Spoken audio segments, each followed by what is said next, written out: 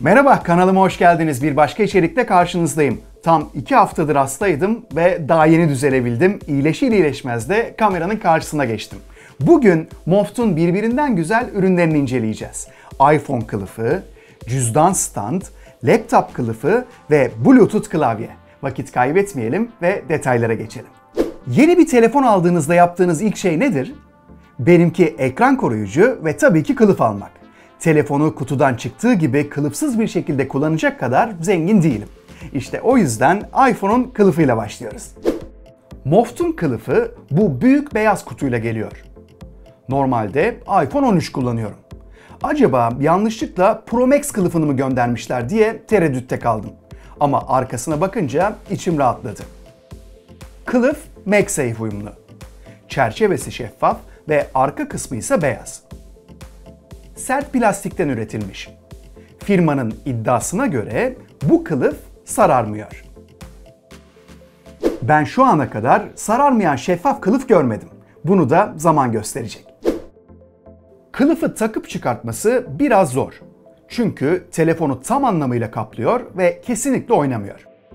Arkada Apple logosu açık bırakılmış. Önde ve arkada kılıfta yükseltiler mevcut.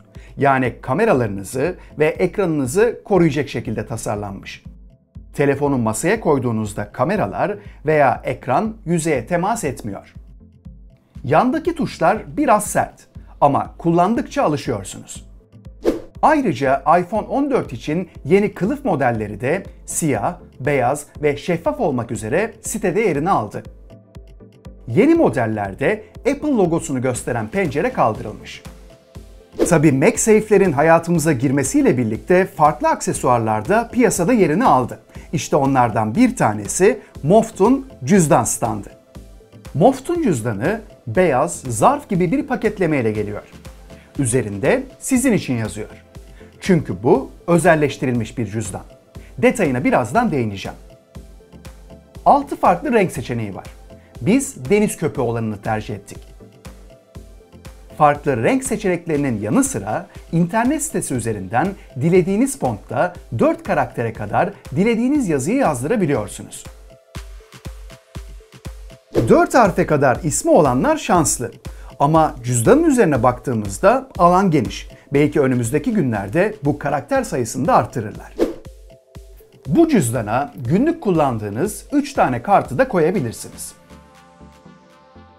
Kimlik kartı, kredi kartı, İstanbul kart vesaire.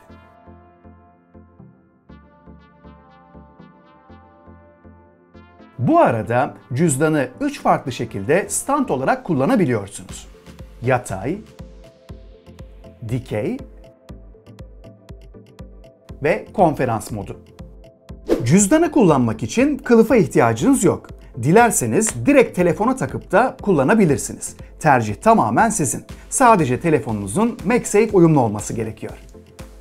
Sırada Moft'un 5 farklı renkte ve 3 farklı boyutta satılan laptop kılıfı var. Kaliteli vegan bir deriden üretilen bu kılıf $60.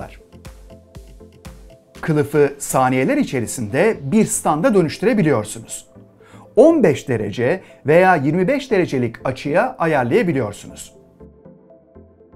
Kılıfın içerisinde kartvizitler için bir bölüm var. Ayrıca neopren kumaşlı bir depo alanı oluşturulmuş. Yani dalgıç, sörfçü kıyafetlerinde kullanılan bir kumaş tercih edilmiş. Esneyebiliyor, su ve rüzgar geçirmiyor.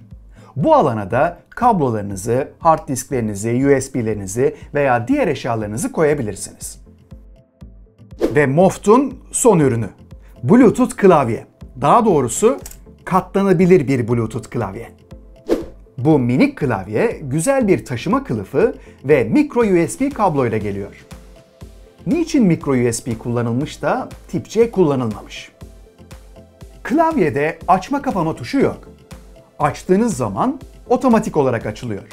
Ve aynı anda 3 cihazı bu klavyeye bağlayabiliyorsunuz.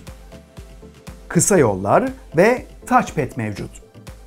Ne yazık ki Türkçe karakterler yok. Ancak ekstra bir mouse'a ihtiyaç duymamanız da güzel bir şey. Tuş aralıkları tahmin edebileceğiniz gibi dar. Ancak hissiyatı gayet güzel. Çok ses de çıkartmıyor. Sonuç olarak Moft'un tüm bu ürünlerini ben çok beğendim. Özellikle de Bluetooth klavyeyi. Videoyu çekip bir an önce bu ürünleri kullanmak için de can atıyordum. Eğer sizin de bu tarz ürünlere ihtiyacınız varsa Moft'un ürünlerini tercih edebilirsiniz. Hatta tek tek tüm ürünlerin linklerini de açıklamalar kısmında paylaşıyorum. Videoyu beğendiyseniz beğeni bırakmayı, yorum bırakmayı ve tabii ki en önemlisi de kanalımıza abone olmayı lütfen unutmayın. Bir sonraki videolarda görüşmek üzere.